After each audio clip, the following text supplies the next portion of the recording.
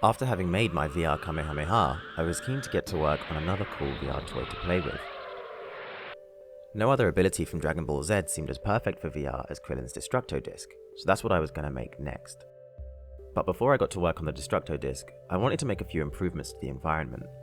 As cool as standing on a grey levitating platform in an empty void was, it wasn't really selling the idea that I was Goku or some other random Dragon Ball Z character. After thinking a while about what sort of environments would be best, I decided on trying to create the planet Namek. Well, not the whole planet, just a single tiny island. I couldn't think of any other places that were more iconic from the anime. Master Roshi's house and King Kai's planet did cross my mind, but Namek seemed easier, and I am extremely lazy. Unity's built-in terrain tools made creating my Namekian island quite straightforward. I used some free grass, rock, and sky textures that I found online. I had to adjust some of the colours to get it really looking like Namek though, since most grass isn't blue and most skies aren't green. For the water, I used the shader that I had created for another project, which makes objects fade away based on how deep under the surface they are. I tried to make trees using Unity's built-in tree system, but I couldn't get something that looked like Namekian trees. They are alien after all. So in the end I decided to just make my own trees using a cylinder and a sphere. After dotting a few of those around, I tried to create some Namekian houses. I don't know anything about creating 3D models, so all I did was create some vaguely passable houses by stacking simple shapes on top of each other. I was genuinely pleased with how this little island turned out though, so here's a little montage to show it off.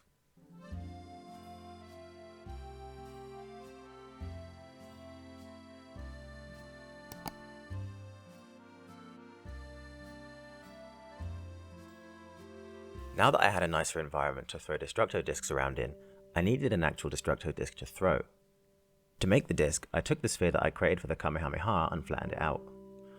I then changed its colour from blue to yellow, and that looked good enough to me. To make it appear in VR, I created a script which would detect when my hand went high enough over my head. Once my hand reached a certain height, it would instantiate the Destructo disc prefab and make it float above my hand. When my hand went too low, the prefab would be destroyed. And that seemed to work quite well. I could now raise my hand above my head in VR to make a Destructo disc appear, and then lower my hand to make the Destructo disc disappear. Just appearing and disappearing isn't very exciting though, so next I wanted to be able to throw the disc. To do that, I added a new script to the disc prefab which could be told by the instantiating script that it had been thrown, which I imaginatively called disc fly. Disc fly would be responsible for moving and orientating the disc. To actually detect that the disc had been thrown, I kept track of the speed of my hand in the instantiating script.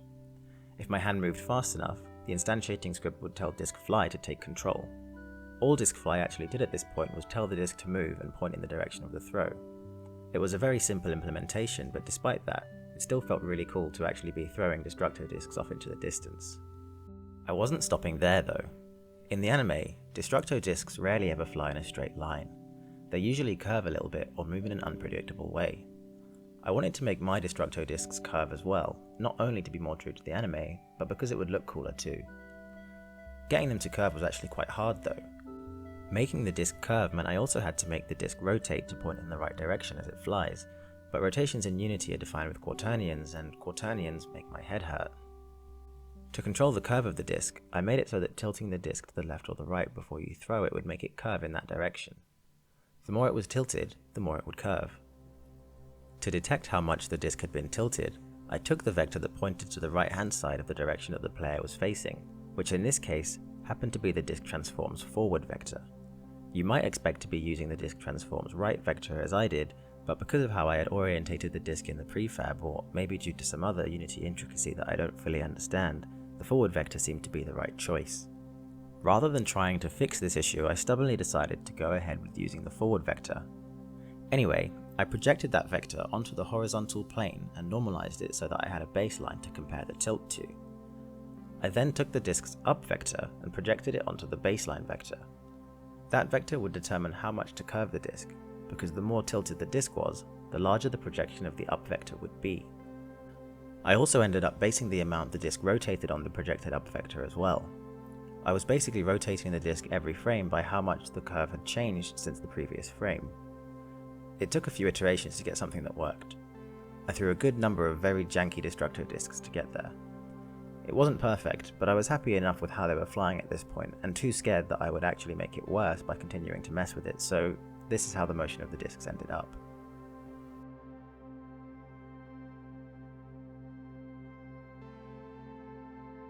As with the kamehameha, the Destructo disc wasn't going to feel right until it had some sounds. This time, I couldn't find the perfect sound effect that I was looking for, so I had to improvise. I managed to find a good sound effect for the actual throw of the Destructo disc, but the discs themselves also make this sort of wavy sound that speeds up. I spent a long time messing around in Audacity and Cubase to try and recreate that sound, but I'm not a sound designer, so it's not perfect. I think as long as you didn't happen to have just listened to what the Destructo disc sound effect from the anime sounds like, you wouldn't have a hard time believing that they sounded something like what I ended up with. I added an audio source for each of my sound effects. One for the whooshy sound that happens when the disc appears, one for the wavy sound, and one for the sound of the disc being thrown.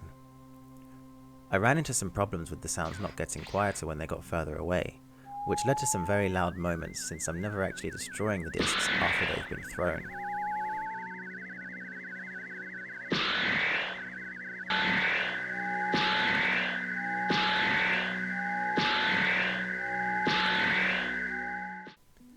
I fixed that by adjusting some settings on the audio source.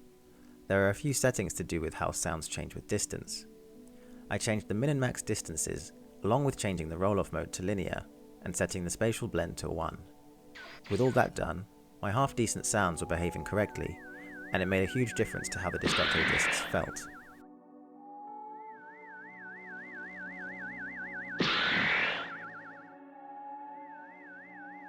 Okay, the visuals, sounds, and movement were done, but the thing that makes the Destructo disc one of the coolest abilities in Dragon Ball Z is how it can slice through things. I wasn't going to be satisfied until my Destructo discs were slicing things too. I kind of cheated a little bit here, because rather than creating my own mesh slicing code, I used an open source framework that I found online.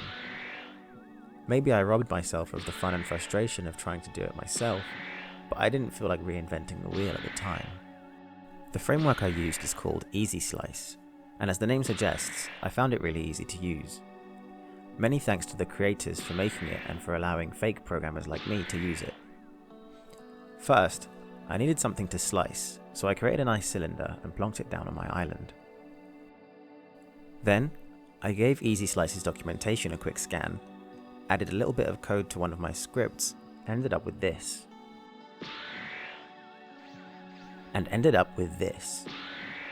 Of course, my first attempt didn't work. That would have been way too easy. I gave the documentation a more careful read and realized I was using the wrong method. After a bit of trial and error, I managed to get my first slice. There was still some work to be done, but next I did the only thing that made sense. Go bigger. I wanted to see my disc cut through a whole bunch of cylinders, so I whipped up a few more and hopped back into VR to wreak havoc.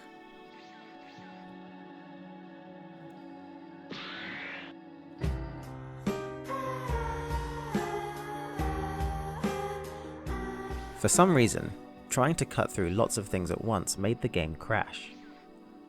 After doing some debugging, I figured out why. When the target game object splits in two, I was immediately making the two resultant game objects sliceable. I think it was slicing the new game objects so fast that it ended up trying to create game objects from slices that were too small. I needed a way to delay the two halves of a sliced game object from becoming sliceable, so that the slicing script didn't try to immediately slice the new game objects. To achieve this, I made a new script which is added to each newly sliced game object. The script waits 1 second, makes the new object sliceable, then destroys itself. After adding that, it worked great. No more crashing, and every cylinder it passed through got sliced. It wasn't always super clear that a cylinder was sliced though. Sometimes the game object was split in two, but the two pieces balanced on top of each other and it looked like a single object. I fixed that by adding a force to the new objects when the disc slices through things. I might have been a bit too generous with how large that force was initially. I also fixed those pesky pink textures that were appearing by using the same textures that were being used on the outside of the object. It wasn't just cylinders that I wanted to slice though. Now that it was working, I wanted to make some other objects sliceable. I used the same approach to make my trees and houses sliceable, but they behaved kind of weirdly since they were just made of multiple game objects that occupied the same space. I managed to make the trees a little bit less weird when being sliced, but even then the top of the trees just kind of flopped off of the tree trunk. It wasn't ideal, but I left it at that. Besides, it was kind of fun to try and hit the top of the tree with a Destructo disc as it fell down to the ground. The houses were a lost cause. I thought about maybe doing some kind of mesh combining to make them sliceable, but I didn't bother in the end. As it stands, throwing a Destructo disc at one of the houses results in a big, laggy mess.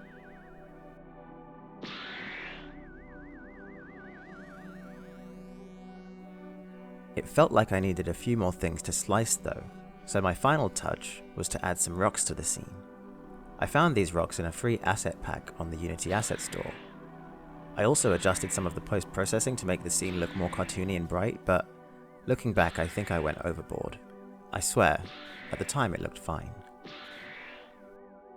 Anyway, that was about it. My Destructo discs looked good, sounded okay, and felt really fun to play with. I spent a really long time just cutting up all the objects on my island into tiny little pieces, then reloading to do it all again. I like the idea of adding the ability to charge up my key and to levitate around, so I might look into adding something like that next. I'm really interested to know what cool things you would like to see made in VR though. I read all my comments, so let me know down below and you might see it in a future video. Feel free to also let me know how much you enjoyed this video or how much you hated it. And finally, if you did enjoy this video, then Destructo disc that like button and subscribe for more. Thanks for watching.